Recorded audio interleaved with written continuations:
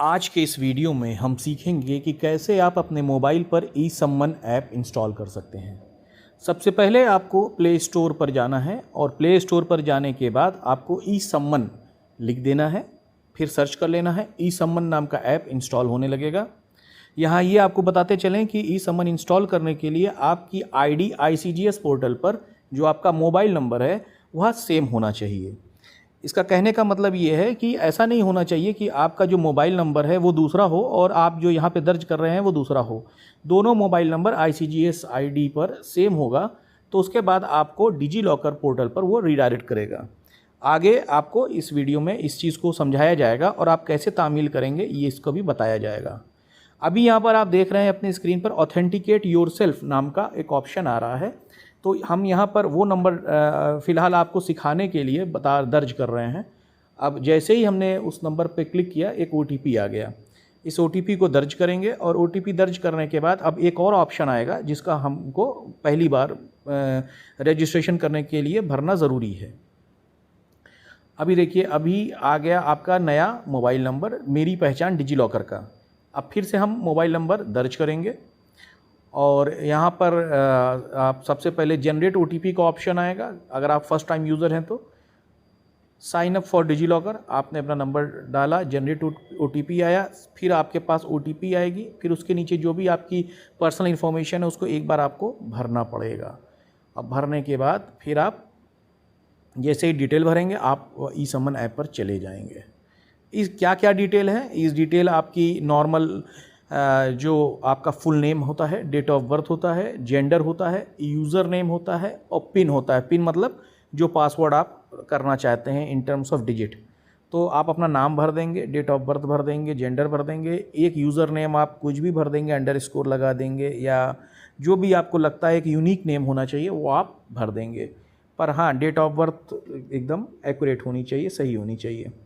तो इतना करने के बाद आप रजिस्टर्ड हो जाएंगे और आप फिर उसको लॉगिन कर सकेंगे। आपको फिर कोई आईडी पासवर्ड की ज़रूरत नहीं पड़ेगी, डायरेक्ट पिन से ही आप लॉगिन कर देंगे।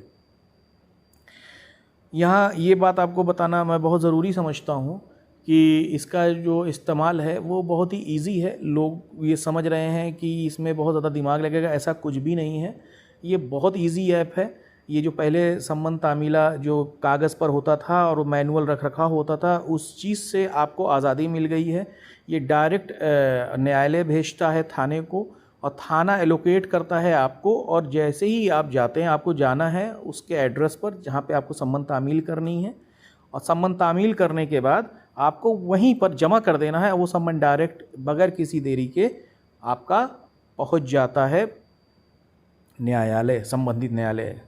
अभी मैं आपको आपकी स्क्रीन पर आप देख रहे होंगे ये एक 2 प्रकरण दिखाया जा रहा है। ये टेस्ट फेज़ है इसलिए स्क्रीन ब्लर कर दी गई है। तो अब आप देखिए ये 2 प्रकरण दिखाया गया है। इसमें प्रोसेस आईडी दिखा रहा है, CI नंबर दिखा रहा है। प्रोसेस आईडी पे क्लिक करेंगे अगर आप तो ये कहाँ से आया उसकी डिटेल आ जाएगी आपको। आप देखिए नीचे उसकी डिटेल सारी दी कि किसने जारी किया है, पिटिशनर का क्या नाम है, रिस्पोंडेंट का क्या नाम है, इस तरह की सारी जानकारी जो है अगर आप चाहेंगे तो वो सब आपको मिल जाएगा। आपको कब एलोकेट हुआ है, किस FIR के लिए हुआ है, कहाँ से हुआ है, किस जनपद के लिए हुआ है, थाना कौन सा है, और उसी के नीचे एक PDF का पेज आ रहा है। अगर आप चाहते हैं तो वो PDF भी जनरेट हो जाएगी जैसे ही आप PDF को क्लिक करेंगे। तो इस तरीके से आपका ये सारी जानकारी आपको आपके मोबाइल ऐप पर एक क्लिक पर मिल जाएगी। ये जो मैं आपको बता रहा था ये PDF कैसे जनरेट होगी इस तरीके से आपका PDF जनरेट हो जाएगा, जिसकी आपको फ़िलहाल आवश्यकता नहीं है, सिर्फ आपको जानकारी करनी है तो उसके लिए आपको ये इस्तेमाल करना पड़ेगा। अब आपको करना क्या है, इसमें क्या क्या ऑप्शन होते हैं। देखिए ऑप्शन इसमें कुछ नया नहीं है, जैसे आप मैनुअल करते थे उसी तरीके से आपको इसको ऑनलाइन करना है और इसमें कोई ऐसा रॉकेट साइंस नहीं है जो इसके बारे में हम ये कहा जाए कि आप नहीं समझ पाएंगे। बहुत ईजी ऐप है। अब इसको बंद करके हम देखते हैं कि एक नॉर्मल हम एज एन एग्जाम्पल देखते हैं। इसको हम सबमिट नहीं कर रहे हैं आप लोगों को बताने के लिए, ठीक है। अब यहाँ पर देखिए जैसे अब हम ऑप्शन पर आएंगे तो ऑप्शन की बात करेंगे। जब हम नीचे आएंगे पेंडिंग फॉर डिलीवरी पे तो हम मान के चल रहे हैं कि हम जा रहे हैं सम्मन तामील करने, और यहाँ पर देखिए डिलीवरी टाइप पूछ रहा है। तो डिलीवरी टाइप में आप देखेंगे कि सेलेक्ट है सर्व्ड या अनसर्व्ड, यानी तामील हुआ है या फिर तामील नहीं हुआ है। तो जो भी आपका की जो कंडीशन बनती है, अगर मान लीजिए एक ऐसा है कि आपको एड्रेस नहीं मिल रहा है तो आप उस पे अनसर्व्ड कर सकते हैं और उसके नीचे रीज़न लिख सकते हैं। अगर सर्व्ड हुआ है तो क्या क्या चीज़ें हैं और जो कारण है वो नीचे मेंशन किया गया है। एग्जीक्यूशन टाइप आपका क्या है, एग्जीक्यूशन टाइप आप देख लीजिएगा इसमें, और इसमें एग्जीक्यूशन डेट अपने आप ही लेगा। आप मोबाइल नंबर चाहें तो डाल सकते हैं, ईमेल आईडी डाल सकते हैं, नॉन मैंडेटरी है। और आपकी जो रिपोर्ट है सर्व्ड है कि अनसर्व्ड है या जो भी आपको लगता है 1 लाइन 2 लाइन में, उसको आप कर सकते हैं। ये आप एक सिग्नेचर का बटन देख रहे होंगे, सिग्नेचर के बटन पे आप क्लिक करेंगे तो ये जैसे ई कॉमर्स कंपनी वाले डिलीवरी के टाइम पर देते थे, उसी तरीके से एनआईसी ने व्यवस्था की है। इसमें आप सिग्नेचर दर्ज करके उसको सेव कर सकते हैं। अगर वो जो हैं वो नहीं करना चाह रहे हैं सिग्नेचर,